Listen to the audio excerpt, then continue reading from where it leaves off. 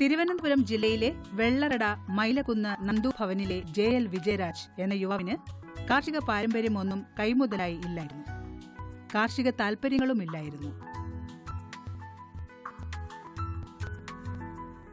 തന്റെ വീടിരിക്കുന്ന സ്ഥലത്തേക്ക് സുഗമമായി കടന്നുവരാനുള്ള വഴിക്ക് വേണ്ടി 2 കൊല്ലം മുമ്പ് വീടിനോട് ചേർന്ന് 8 സെന്റ് സ്ഥലം വാങ്ങി.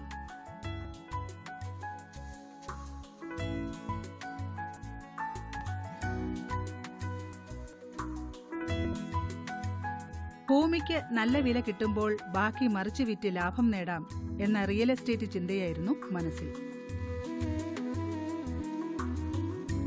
എന്നാൽ അപ്രതീക്ഷിതമായി സ്ഥലത്തിന്റെ വില ഇടിയുകയും വാങ്ങിയ സ്ഥലം ഉപയോഗശൂന്യമായി കിടക്കാനും തുടങ്ങവേ സുഹൃത്തുക്കളുടെ നിർദ്ദേശപ്രകാരം ഒരു തൊഴിൽ സംരംഭം എന്ന നിലയിൽ 40ഓളം ബ്രോയിലർ കാടകളെ വാങ്ങി കാട വളർത്തലിലേക്ക് കടന്നു.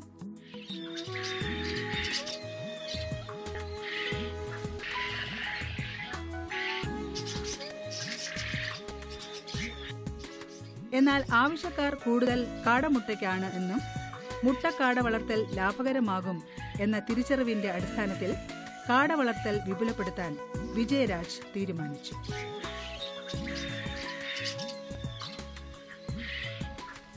ശാസ്ത്രീയമായ കാട വളർത്തൽ രീതിയിൽ പരിശീലനം നേടി.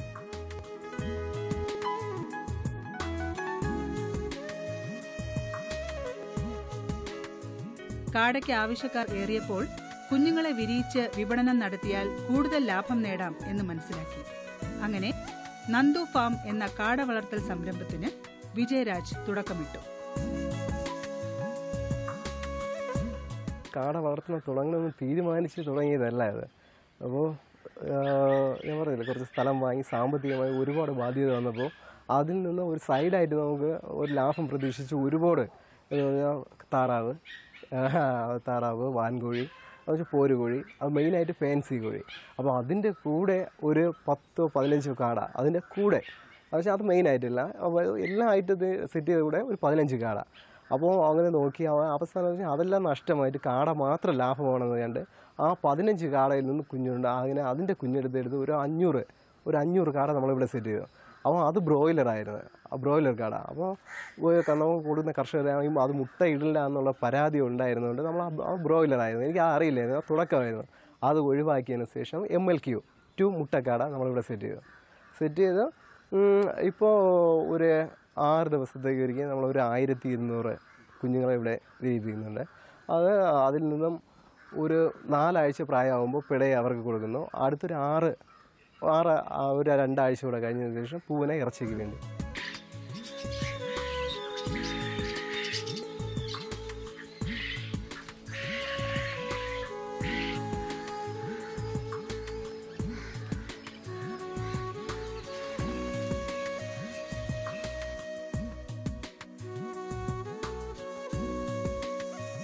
കാടകൾ അടയിരിക്കില്ല. വൻതോതിൽ കാടമുട്ട വിരിയിക്കുന്ന വഴി തേടി അന്വേഷണം ഇൻകുബേറ്റർ എന്ന മെഷീനിൽ എത്തി. എന്നാൽ ഇതിന് ഭീമമായ വിലയാകും എന്നതുകൊണ്ട് കുറഞ്ഞ പ്രവർത്തനശേഷിയുള്ള ഇൻകുബേറ്റർ വാങ്ങി മുട്ടകൾ വിരിയിച്ചെടുത്തു. നിർഭാഗ്യവശാൽ പ്രതീക്ഷയ്ക്കൊത്ത് കുഞ്ഞുങ്ങൾ വിരിഞ്ഞില്ല. ആവശ്യം സൃഷ്ടിയുടെ മാതാവ് എന്ന വെളിപ്പാട് കിട്ടിയതോടെ സ്വന്തമായി ഒരു ഇൻകുബേറ്റർ രൂപകൽപ്പന ചെയ്യുന്നതിനെക്കുറിച്ച് വിജയരാജ് ചിന്തിച്ചു.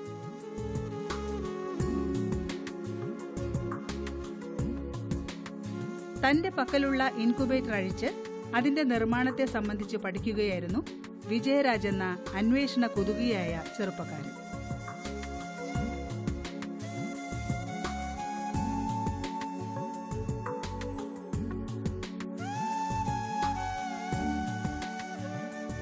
നിരവധി പരീക്ഷണ നിരീക്ഷണങ്ങളിലൂടെയും മാർക്കറ്റിൽ ലഭ്യമായിട്ടുള്ള ഇൻകുബേറ്ററിന്റെ ന്യൂനതകൾ പരിഹരിച്ചും സ്വന്തമായ ഒരു ഇൻകുബേറ്റർ വിജയരാജ് വികസിപ്പിച്ചെടുത്തു.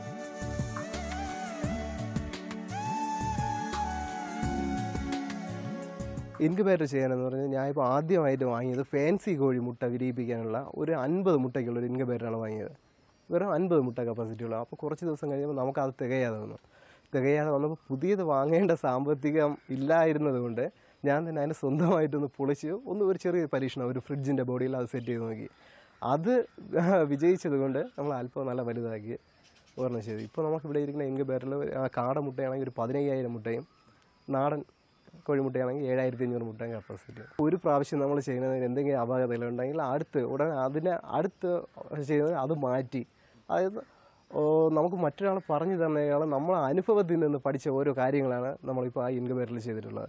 ഒരിക്കൽ എന്തെങ്കിലും ഒരു കാരണം കൊണ്ട് വിരിയാതെ വന്നാൽ അത് എന്ത് കാരണമെന്ന് നോക്കിയതിന് ശേഷം അടുത്ത പ്രാവശ്യം അത് പരിഹരിച്ച് അടുത്ത് ചെയ്തിട്ട്. ഇപ്പോൾ ഇവിടെ ഫുള്ളി ഓട്ടോമാറ്റിക്, സെമി ഓട്ടോമാറ്റിക്, ഇത് എല്ലാം മറ്റേ ഹീറ്റിംഗ് കൺട്രോളെല്ലാം ഓട്ടോമാറ്റിക്കാണ്. ഒരു സെമി ഓട്ടോമാറ്റിക് നമ്മൾ മുട്ട മാത്രം കൈക്ക് മറിച്ച് വെച്ച് കൊടുക്കണം. ഫുള്ളി ഓട്ടോമാറ്റിക് ഒന്നും ചെയ്യേണ്ട ആവശ്യമില്ല, മുട്ടയെല്ലാം ഓട്ടോമാറ്റിക്കായിട്ട് ആയിക്കോളും. ദീർഘനേരം കറണ്ട് ഇല്ലാതെ വരികയും ഇൻകുബേറ്ററിന്റെ ഉള്ളിൽ ആവശ്യത്തിന് ചൂട് നിലനിർത്താനാകാതെ വരികയും ചെയ്താൽ വിരിയൽ ശതമാനം കുറയും എന്ന് മനസ്സിലാക്കി താൻ നിർമ്മിച്ച മെഷീനിൽ ദീർഘനേരം ചൂട് നിലനിർത്തുന്ന സാമഗ്രികൾ ഉപയോഗിച്ചാണ് ഇൻകുബേറ്റർ നിർമ്മാണം പൂർത്തിയാക്കിയത്.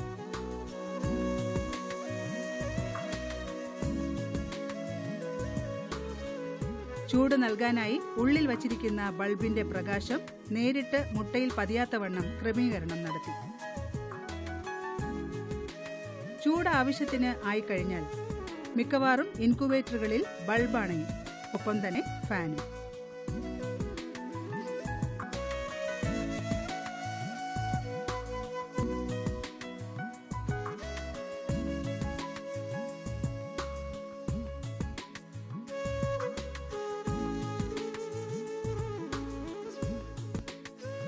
എന്നാൽ തന്റെ മെഷീനിൽ ബൾബ് അണഞ്ഞാലും ഫാൻ പ്രവർത്തിച്ചുകൊണ്ട് ചൂട് ഇൻകുബേറ്ററിന്റെ ഉള്ളിൽ എല്ലാ സ്ഥലത്തും ഒരുപോലെ വ്യാപിപ്പിക്കുന്ന രീതിയാണ് വിജയരാജ് അവലംബിച്ചത്.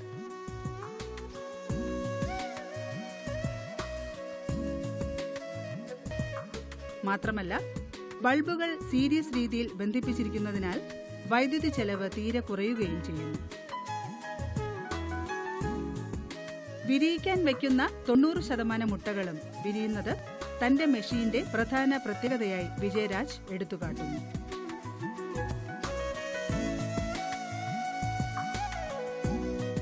നമ്മളിവിടെ ചിന്ത ചെയ്ത് തുടങ്ങിയ ഇൻക്യുബേറ്ററിൻ്റെ പ്രത്യേകത എന്ന് പറഞ്ഞാൽ അതിൻ്റെ മെറ്റീരിയൽ ഏറ്റവും ഒരുപാട് സമയം ചൂട് നിൽക്കുക കണക്കിനുള്ള ആ ഒരു മെറ്റീരിയലായിട്ടാണ് ഇത് ചെയ്തിട്ടുള്ളത്.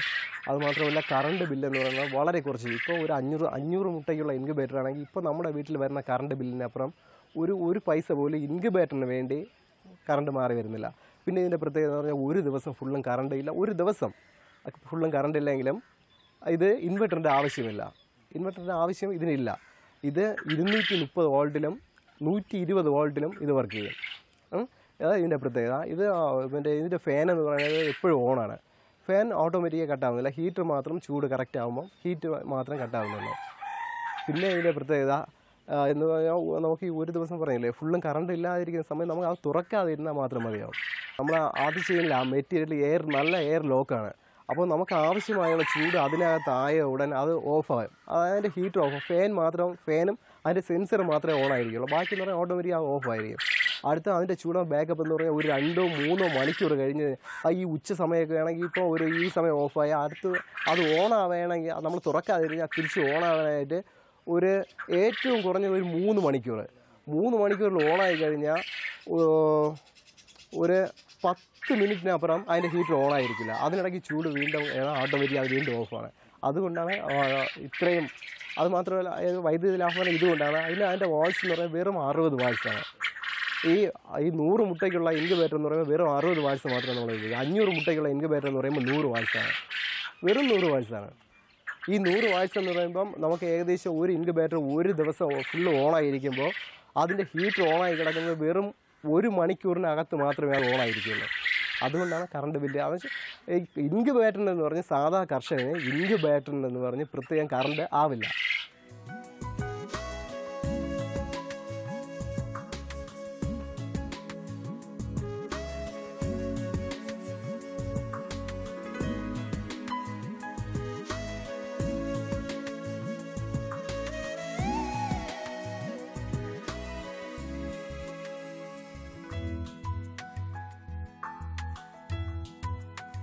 തടിയിൽ ഡിസൈൻ വർക്ക് ചെയ്ത് ഉപജീവനം നടത്തുന്ന വിജയരാജിന് ആദായകരമായ ഒരു ഉപതൊഴിലായി കാട വളർത്തലും ഇൻകുബേറ്റർ നിർമ്മാണവും മാറിയതോടെ കാർഷിക രംഗത്തെ നൂതന വഴികൾ തിരയുന്ന തിരക്കിലാണ് ഇന്നീ ചെറുപ്പക്കാരൻ.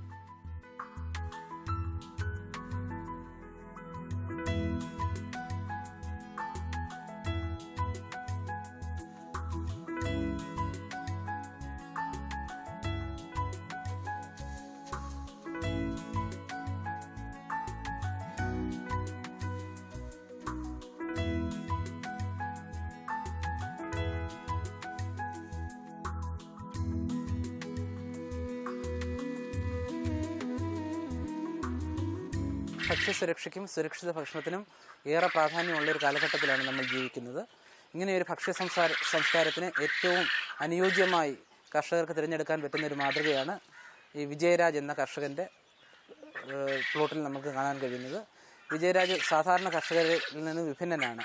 അദ്ദേഹം പാരമ്പര്യമായി കാർഷിക വൃത്തി ചെയ്യുന്ന ഒരു കർഷകനല്ല.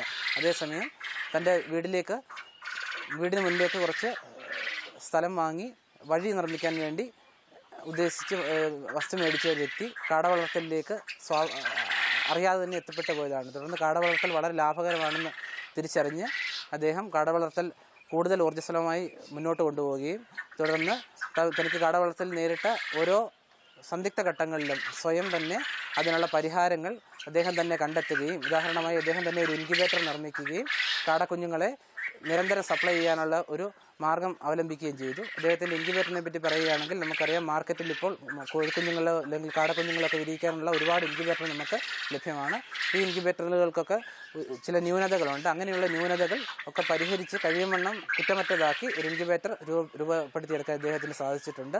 തുടർന്ന് കാടയെ സപ്ലൈ ചെയ്യാൻ ആവശ്യമുള്ള കർഷകർക്ക് സപ്ലൈ ചെയ്യാനും അദ്ദേഹം വളരെയധികം താല്പര്യം എടുക്കുന്നുണ്ട്.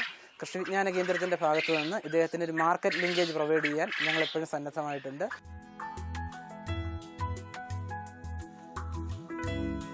കോഴി വളർത്തലിനെ അപേക്ഷിച്ച് കാട വളർത്തലാണ് കൂടുതൽ ആദായകരം എന്ന് വിജയരാജ് സമർത്ഥിക്കുമ്പോൾ അതിന്റെ കാരണങ്ങളും നിരത്തുന്നു. സ്ഥലപരിമിതി ഒരു പ്രശ്നമല്ല. തീറ്റ ചെലവ് നന്നേ കുറവ്, രോഗങ്ങൾ കുറവ്. 6 ആഴ്ച മുതൽ മുട്ട കിട്ടി തുടങ്ങുന്നു.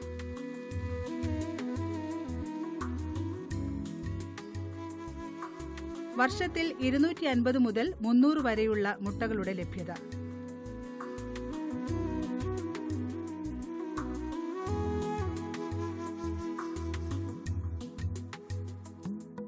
യാതൊരുവിധ പ്രതിരോധ കുത്തിവയ്പ്പുകൾ ആവശ്യമില്ല തുടങ്ങിയ പ്രത്യേകതകളാൽ ആർക്കും അനായാസം കാട വളർത്തൽ ആരംഭിച്ച് ആദായകരമായ ഒരു തൊഴിൽ മേഖലയാക്കാമെന്ന് വിജയരാജ് ഉറപ്പിച്ചു പറയുന്നു.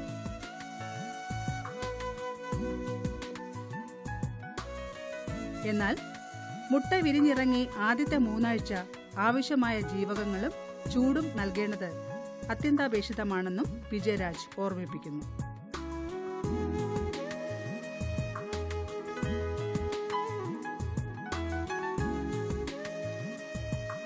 ഇന്ന് നന്ദു ഫാമിൽ വിരിയുന്ന കാടക്കുഞ്ഞുങ്ങളുടെ കൊഞ്ചലിൽ വിജയരാജ് എന്ന സംരംഭകൻ തന്റെ ഹൃദയം ചേർത്ത് വെച്ച് അഭിമാനം കൊള്ളുന്നു. ഏറ്റവും കുറഞ്ഞത് 50 മുട്ടയും ഏറ്റവും കൂടിയത് 15,000 മുട്ടയും. അത് മാത്രമേ ഇപ്പോൾ ചെയ്തിട്ടുള്ളൂ. ഇനി അതിൽ കൂടെ 1,00,000 മുട്ട വയ്ക്കേണ്ട ഇൻക്യുബേറ്റർ വേണമെങ്കിൽ നമുക്ക് ചെയ്തു കൊടുക്കാൻ പറ്റും. അത് ഒരു റൂം, ആ ഇൻക്യുബേറ്റർ ബോഡി എന്ന് പറയാൻ അതിൻ്റെ റൂമിനെ തന്നെ നമുക്കൊരു ഇൻക്യുബേറ്ററായിട്ട് ചെയ്ത് എടുക്കാൻ പറ്റും.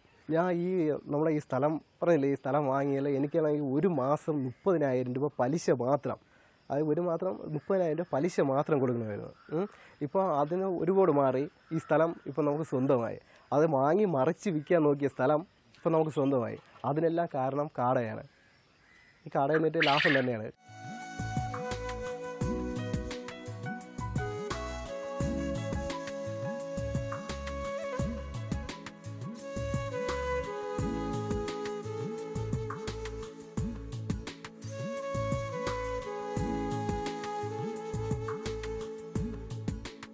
സ്വന്തം ഇച്ഛാശക്തിയും അതിലൂടെ ഉടലെടുത്ത നിരീക്ഷണ പഠനങ്ങളുമാണ് JL വിജയരാജ് എന്ന യുവാവിൽ കാർഷിക രംഗത്തോടുള്ള ആഭിമുഖ്യം സൃഷ്ടിച്ചത്.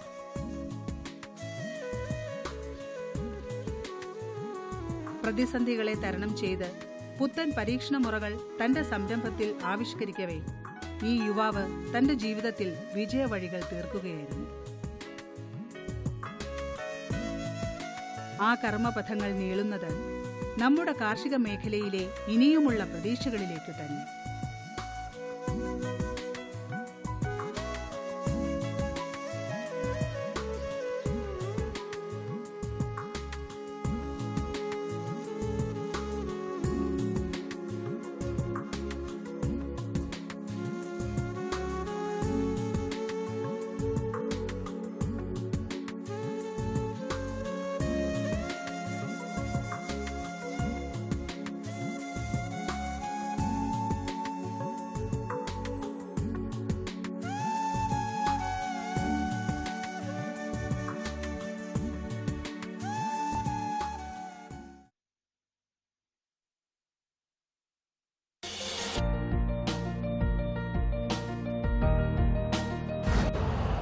यूरिया का स्वदेशी उत्पादन 70 लाख टन बढ़ाने के लिए 6 उर्वरक संयंत्रों का उद्धार किया जा रहा है।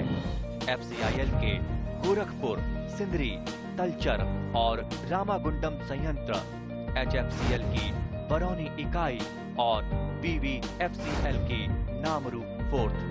सोने पर सुहागा ये है कि देश में अब बनेगा सिर्फ नीम लेपित यूरिया, क्योंकि इससे होगा किसानों का फायदा ही फायदा। अनाज का उत्पादन 10% तक बढ़ेगा। बढ़ेगी 10 से 15% नाइट्रोजन क्षमता।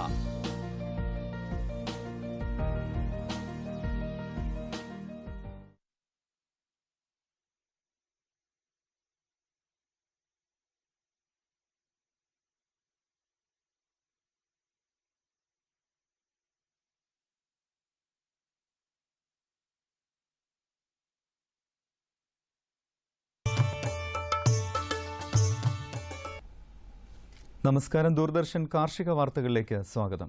പ്രധാന വാർത്തകൾ. വിത്ത് വികസന അതോറിറ്റിയിൽ നെൽവിത്തുകൾ വിതരണത്തിന്. അശോകത്തിന്റെയും ചന്ദനത്തിന്റെയും പുനരധിവാസം തൈകൾ സൗജന്യമായി നൽകുന്നു. വിശദമായ വാർത്തകളിലേക്ക്. കേരള സംസ്ഥാന വിത്ത് വികസന അതോറിറ്റിയിൽ ഉമ, ജ്യോതി, കാഞ്ചന, ശ്രേയസ് എന്നീ അത്യുൽപാദന ശേഷിയുള്ള നെൽവിത്തുകൾ വിതരണത്തിന് തയ്യാറായിട്ടുണ്ട്. കൂടാതെ വിവിധതരം പച്ചക്കറി വിത്തുകളും വിതരണത്തിനുണ്ട്. നെൽവിത്തുകൾ കിലോയ്ക്ക് 40 രൂപ നിരക്കിൽ 30 കിലോ ചാക്കുകളിലായി ലഭിക്കുന്നതാണ്. വിത്തുകൾ ആവശ്യമുള്ള കർഷകർ അടുത്തുള്ള കൃഷിഭവനുമായി ബന്ധപ്പെടേണ്ടതാണ്. കേരള കാർഷിക സർവകലാശാലയുടെ വെള്ളായണി കാർഷിക കോളേജിൽ ജൂൺ മാസത്തിൽ വിതരണം ചെയ്യുന്നതിന് തയ്യാറാക്കിയിട്ടുള്ള തെങ്ങിൻ തൈകൾക്ക് മുൻകൂറായി പേര് രജിസ്റ്റർ ചെയ്യാവുന്നതാണ്. T&D, കോമാടൻ എന്നീനം തെങ്ങിൻ തൈകളാണ് കാർഷിക സർവകലാശാല വിതരണം ചെയ്യുന്നത്. കൂടാതെ പ്ലാസ്റ്റിക് ട്രേകളിൽ നട്ടുപിടിപ്പിച്ചിട്ടുള്ള ഇഞ്ചി, മഞ്ഞൾ എന്നിവയുടെ തൈകളും വിതരണത്തിന് തയ്യാറായിട്ടുണ്ട്. വെള്ളായണി കാർഷിക കോളേജിന്റെ ഫോൺ നമ്പർ ഇനി പറയുന്നു: 047123833672.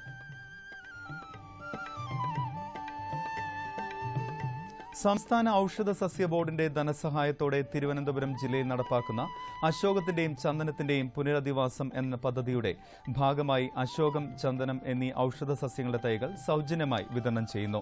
ഗവൺമെന്റ് ആയുർവേദ കോളേജിന്റെ കീഴിൽ പൂജപ്പുരയിലെ ഫാർമക്കോഗ്നസി യൂണിറ്റിൽ നിന്ന് എല്ലാ പ്രവൃത്തി ദിവസവും പകൽ 10:30 മുതൽ 3:30 വരെയാണ് തൈകൾ വിതരണം ചെയ്യുന്നത്. ഔഷധ സസ്യങ്ങളുടെ കൃഷിരീതി, പരിപാലനം, ഉപയോഗം തുടങ്ങിയ വിഷയങ്ങളിൽ സൗജന്യ ബോധവൽക്കരണ പരിപാടികളും സംഘടിപ്പിക്കുന്നു. കൂടുതൽ വിവരങ്ങൾക്ക് വിളിക്കേണ്ട ഫോൺ നമ്പർ 047123400172. പ്ലാന്റേഷൻ കോർപ്പറേഷന്റെ മണ്ണാർക്കാട് എസ്റ്റേറ്റിൽ ജൈവ രീതിയിൽ വളർത്തിയെടുത്ത രോഹു, തിലോപ്പിയ മത്സ്യക്കുഞ്ഞുങ്ങളെ വിൽപ്പന നടത്തുന്നു. 2 മാസം പ്രായമായ മത്സ്യക്കുഞ്ഞുങ്ങൾക്ക് 10 രൂപ നിരക്കിലാണ് വിൽപ്പന.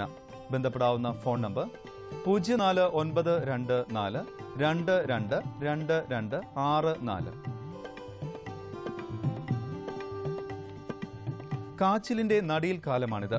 വേനൽ മഴ കിട്ടിയാലുടൻ കാച്ചിൽ നടാം. 1.5 അടി നീളവും വീതിയും ആഴവുമുള്ള കുഴികളെടുത്ത് 1.5 കിലോഗ്രാം ജൈവവളം ചേർത്ത് മേൽമണ്ണ് കൊണ്ട് കുഴി 1/4 ഭാഗം മൂടുക. ഇതിൽ ചാണകവെള്ളത്തിൽ മുക്കിയെടുത്ത കാച്ചിൽ നട്ട ശേഷം മേൽമണ്ണ് വെട്ടിക്കൂട്ടി ചെറിയ കൂനകളാക്കി പുതയിടണം. നല്ല ഇനം കാച്ചിൽ വിത്തുകൾക്ക് കേന്ദ്ര കിഴങ്ങുവർഗ്ഗ ഗവേഷണ കേന്ദ്രവുമായി ബന്ധപ്പെടേണ്ടതാണ്. തിരുവനന്തപുരം ശ്രീകാര്യത്ത് പ്രവർത്തിക്കുന്ന കിഴങ്ങുവർഗ്ഗ ഗവേഷണ കേന്ദ്രത്തിന്റെ ഫോൺ നമ്പർ 041225985551. നേന്ത്രൻ വാഴയുടെ ഉന്നത ഗുണനിലവാരമുള്ള ടിഷ്യൂ കൾച്ചർ വാഴത്തൈകൾ കരുനാഗപ്പള്ളി സംസ്ഥാന തെങ്ങിൻ തൈ ഉൽപാദന കേന്ദ്രത്തിൽ വിതരണം ആരംഭിച്ചു. നേന്ത്രൻ വാഴയുടെ ടിഷ്യൂ കൾച്ചർ തൈകൾ ആവശ്യമുള്ള കർഷകർക്ക് ഇനി പറയുന്ന ഫോൺ നമ്പറിൽ ബന്ധപ്പെടാം. 0476262029. കൃഷിവകുപ്പിന്റെ നെല്ലിയാമ്പതിയിലെ ഓറഞ്ച് ആൻഡ് വെജിറ്റബിൾ ഫാമിൽ വിവിധ തരം മൂല്യവർദ്ധിത ഉൽപ്പന്നങ്ങൾ ലഭ്യമാണ്. പേരയ്ക്ക ജാം, പേരയ്ക്ക squash, pineapple jam, pineapple squash, പച്ചമാങ്ങ സ്കോഷ്, ഫാഷൻ ഫ്രൂട്ടിന്റെ ജാമും സ്കോഷും എന്നിവയാണ് മൂല്യവർദ്ധിത ഉൽപ്പന്നങ്ങൾ. ഓറഞ്ച് ആൻഡ് വെജിറ്റബിൾ ഫാമിന്റെ ഫോൺ നമ്പർ ഇനി പറയുന്നു: 049232462225.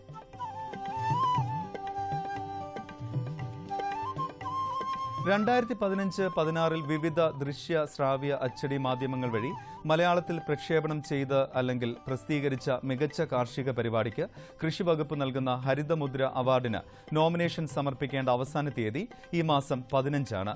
50,000 രൂപയും ശില്പവും പ്രശസ്തി പത്രവുമാണ് ഹരിതമുദ്ര അവാർഡ്. അപേക്ഷയും വിശദാംശങ്ങളും ഫാം ഇൻഫർമേഷൻ ബ്യൂറോയുടെ വെബ്സൈറ്റിൽ ലഭ്യമാണ്. Website www.fibkerala.gov.in. ബന്ധപ്പെടാവുന്ന ഫോൺ നമ്പർ 047123173114.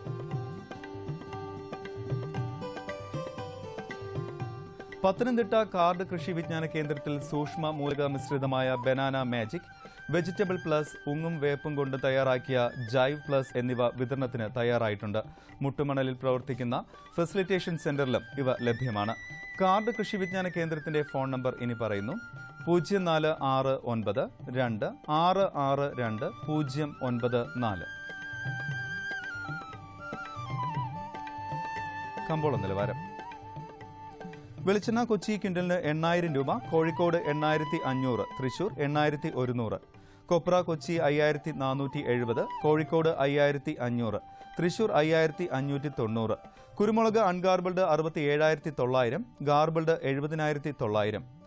ചുക്ക് മീഡിയം 16,500, ബെസ്റ്റ് 18,000. മഞ്ഞൾ സേലം 10,200, മഞ്ഞൾ ഈറോഡിൽ 10,900. കൊച്ചി റബ്ബർ RSS 5ാം ഗ്രേഡ് 13,000 രൂപ, റബ്ബർ RSS 4ാം ഗ്രേഡ് 13,300 രൂപ. കോട്ടയം റബ്ബർ RSS 5ാം ഗ്രേഡ് 13,000 രൂപ, റബ്ബർ RSS 4ാം ഗ്രേഡ് 13,200 രൂപ. കമ്പോള നിലവാരം കൊച്ചിയിൽ.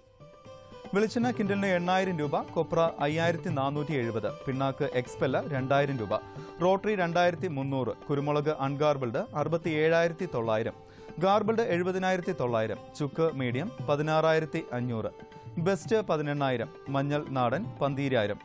അടയ്ക്ക പുതിയത് 17,000 രൂപ മുതൽ 18,200 രൂപ വരെ. ജാതിക്ക തൊണ്ടൻ കിലോഗ്രാമിന് 170 രൂപ മുതൽ 200 രൂപ വരെ. ജാതിക്ക തൊണ്ടില്ലാത്തത് 350 മുതൽ 390 വരെ. ജാതിപത്രി 590 മുതൽ 925 വരെ. ഗ്രാമ്പു 770 രൂപ. റബ്ബർ RSS 5ാം ഗ്രേഡ് ക്വിന്റലിന് 13,000 രൂപ, റബ്ബർ RSS 4ാം ഗ്രേഡ് 13,300. ഒട്ടുപാൽ 9,000, ലാറ്റക്സ് 9,000 രൂപ. കമ്പോള അവലോകനം. റബ്ബർ സംഭരിക്കാൻ കേരളത്തിലെ പ്രമുഖ വിപണികളിൽ ടയർ നിർമ്മാതാക്കൾ മത്സരിച്ചു. വ്യവസായികളുടെ കൂട്ടത്തോടെയുള്ള വരവ് ഷീറ്റ് വില വീണ്ടും ഉയർത്തി. 4ാം ഗ്രേഡിന് 600 രൂപ വർദ്ധിച്ച് 13,300 രൂപയായി. 5ാം ഗ്രേഡ് കിലോ 130 രൂപയിൽ കൈമാറി. റബ്ബർ അവധി നിരക്കുകളും മുന്നേറി. കൊച്ചിയിൽ ടെർമിനൽ വിപണിയിൽ ഗാർബിൾഡ് കുരുമുളക് 70,900 ഉയർന്നു. ഉൽപ്പന്നവില റെക്കോർഡ് നിലവാരത്തിലാണെങ്കിലും കാർഷിക മേഖലകളിൽ നിന്നുള്ള ചരക്ക് വരവ് നാമമാത്രമാണ്. ഡൽഹി, കാൺപൂർ, ഗ്വാളിയർ തുടങ്ങിയ മേഖലകളിൽ നിന്ന് മുളകിന് ആവശ്യക്കാരുമുണ്ട്. വെളിച്ചെണ്ണയ്ക്ക് പ്രാദേശിക ആവശ്യം ഉയർന്നെങ്കിലും വിഷു ഡിമാൻഡ് വിലക്കയറ്റത്തിന് വഴിതെളിച്ചില്ല. തമിഴ്നാട്ടിലെ മില്ലുകളിൽ നിന്നുള്ള വിൽപ്പന സമ്മർദ്ദം വെളിച്ചെണ്ണയുടെ മുന്നേറ്റത്തിന് തടസ്സമായി.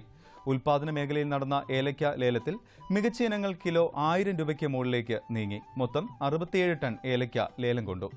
ഇനി കാലാവസ്ഥ. കണ്ണൂർ കൂടിയ താപനില 37.5 ഡിഗ്രി സെൽഷ്യസ്, കുറഞ്ഞ താപനില 29 ഡിഗ്രി സെൽഷ്യസ്. കോഴിക്കോട് 36.8, 29.1. കൊച്ചി 35, 27. ആലപ്പുഴ 34.6, 27.5.